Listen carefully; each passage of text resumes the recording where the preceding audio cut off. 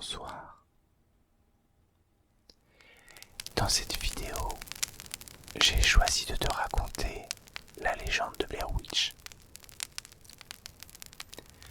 Il faut savoir que le projet de Blair Witch n'est pas directement inspiré de faits réels. Néanmoins, la forêt de Black Hills, où se déroule l'histoire, est par contre tout à fait authentique. Et d'ailleurs, ces légendes le sont tout autant. Cette légende que je vais te raconter est riche en événements. C'est pourquoi elle se fera en deux parties. Une première partie va retracer l'histoire d'une certaine Ellie Kidwar, la fameuse sorcière de Blair Witch, de 1760 à 1940 environ, et une seconde partie de 1940 à aujourd'hui, qui retrace l'histoire de Rustin Parr, un homme qui a commis d'effroyables crimes en se disant possédé par cette sorcière. Afin de t'immerger dans l'histoire, mes vidéos ont pour habitude de te faire incarner un personnage ou tout autre élément ou objet faisant un lien entre toi et l'histoire. C'est dans ce but que tu incarneras l'esprit de la forêt de Black Hills. Commençons.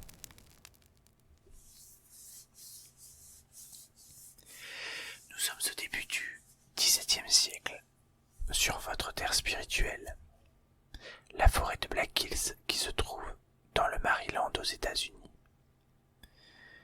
Bien que vous ne soyez qu'une forêt ordinaire, vous souffrez déjà d'une réputation maudite et absolument personne n'ose s'aventurer chez vous. C'est étrange, puisque pour autant, écoutons comme le chant de la forêt est apaisant chez vous. Rien ne laisse envisager que vous serez le principal témoin d'événements étranges. En 1630, le colonel Nathaniel Blair souhaite construire un fort visant à défendre la ville de Fort Calvé.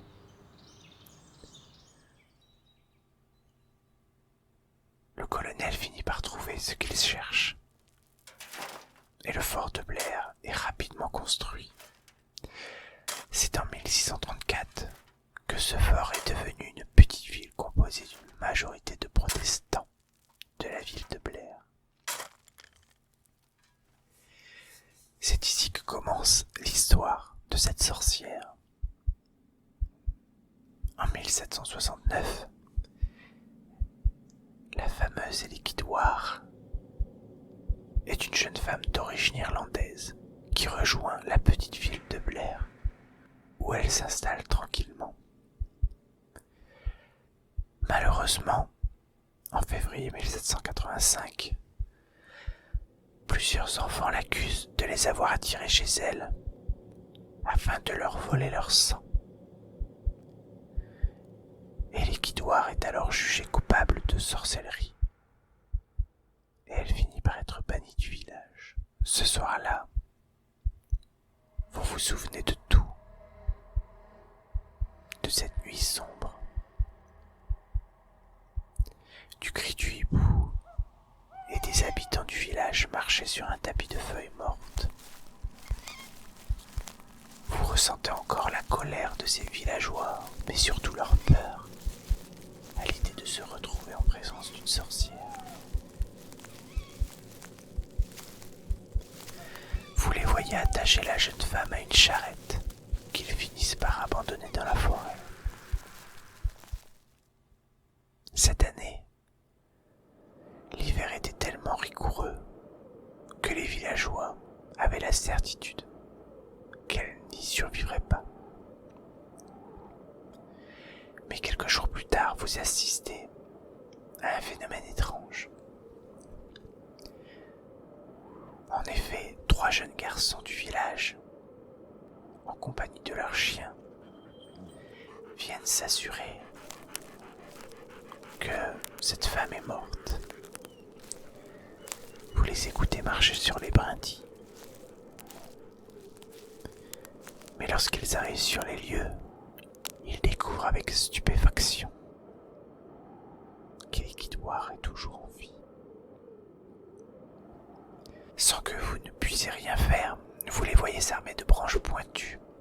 Lorsque son sang se mit à couler, ils la détachèrent et la pendirent à un arbre. Ils eurent alors la certitude qu'elle était vraiment morte. À cet instant, un vent violent vint se glisser en vous. Vos arbres se sont mis à frémir. Et les bruits habituels de la forêt s'éteignirent, soudainement laissant place à un sentiment malfaisant. Vous le sentiez, désormais. Vous n'étiez plus le seul esprit présent dans cette forêt. Pire encore, ce sentiment avait pris le pas sur la forêt entière, et vous ne ressentiez plus rien de bienveillant. Durant le mois de novembre 1786, peu de temps après la mort d'Ellie Kidwar, tous les accusateurs de la sorcière et la moitié des enfants de la ville disparurent de manière inexpliquée. Craignant une malédiction, tous les habitants de Blair quittèrent la ville en faisant le serment de ne plus jamais prononcer le nom de la sorcière.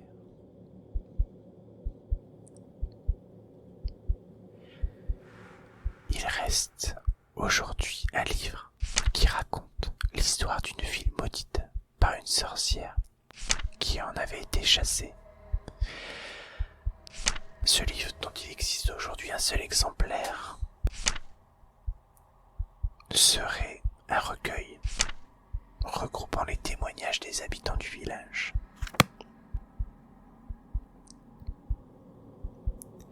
Il explique qu'Ellie Kidwar ne se limitait pas à la forêt, mais elle s'aventurait également dans la ville afin d'attaquer et de tuer ses habitants. En 1820, on raconte que d'autres événements tout aussi mystérieux font surface non loin de la forêt de Black Hills. C'est pourquoi je vais vous raconter deux petites histoires qui ont forgé le mythe de la sorcière. La première histoire est celle d'Hélène Trickle, une petite fille de 8 ans. Elle était la plus jeune des enfants de l'une des premières familles de colons qui s'étaient installées non loin de la ville de Blair en 1824. Au mois d'août 1825, un pique-nique fut organisé au bord d'une rivière non loin de la forêt et de la ville de Blair. Hélène, ce jour-là, s'éloigna et se noya dans la rivière. 11 témoins oculaires affirment avoir aperçu une main blanche sortir de l'eau et l'entraîner dans le fond. Malgré des recherches intensives et la faible profondeur du cours d'eau, son corps ne fut jamais retrouvé. Durant les 13 jours qui suivirent sa disparition, l'on put apercevoir flotter sur une eau étrangement huileuse et soudainement inconsommable une multitude de petites croix formées de brindilles liées entre elles.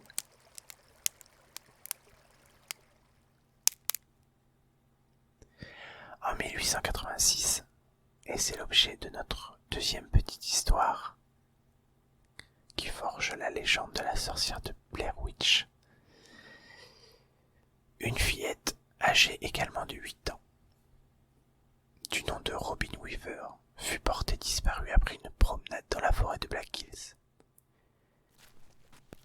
Une expédition fut organisée afin de partir à sa recherche.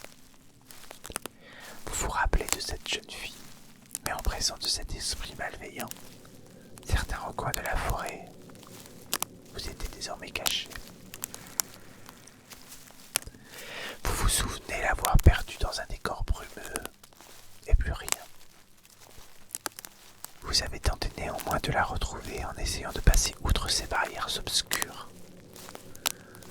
Plusieurs fois, vous aviez pu pénétrer sur ces terres malfaisantes, mais à chaque fois, cet esprit à l'âme plus noire,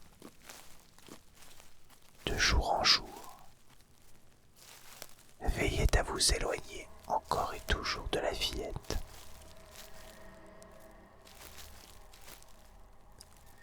C'est après 3 jours de recherche que vous avez fini par la retrouver et vous vous êtes efforcé à ce qu'elle retrouve le chemin de son village.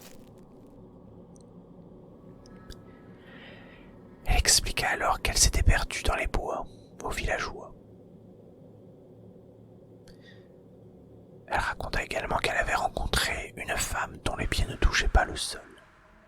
La vieille femme l'avait emmenée dans une maison abandonnée dans les bois.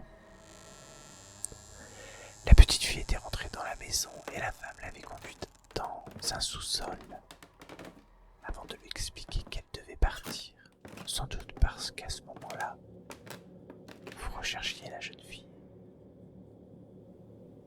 Plusieurs heures s'étaient écoulées. La nuit était tombée et la jeune fille avait de plus en plus peur. Depuis qu'elle était rentrée dans ce sous-sol, elle ressentait un profond malaise. Elle s'était alors glissée par la fenêtre de la pièce, puis elle avait couru à travers la sombre forêt. Vous avez alors compris que c'est ici que vous l'aviez récupérée pour la guider chez elle. Au village, à la suite de la disparition de l'enfant, une première équipe de secours est partie à la recherche de la jeune fille. Mais lorsque les gens du village s'aperçurent que les hommes qui formaient cette équipe de secours n'étaient toujours pas rentrés, ils organisèrent une seconde expédition, qui partit immédiatement à la recherche de la petite et de l'équipe de secours. Dans une crique tout près de l'endroit où la jeune Hélène Trickle avait disparu près de 50 ans plus tôt, furent découverts les corps nus des membres de la première équipe. Leurs corps étaient reliés par les poignets et disposés de telle manière à former un pentagramme. Sur leur poitrine, leurs mains, leurs pieds, leurs fronts, d'étranges symboles avaient été gravés sur leur peau et leur intestin gisait au centre du cercle qu'ils formaient. Les hommes du second groupe coururent alors au village afin de chercher des renforts et des armes. Mais lorsqu'ils retournèrent sur place, les corps avaient disparu et ils avaient été remplacés par de petites pierres. Toutefois, il restait encore des preuves qui confirmaient leur dire. Des cordes et du sang sur les rochers.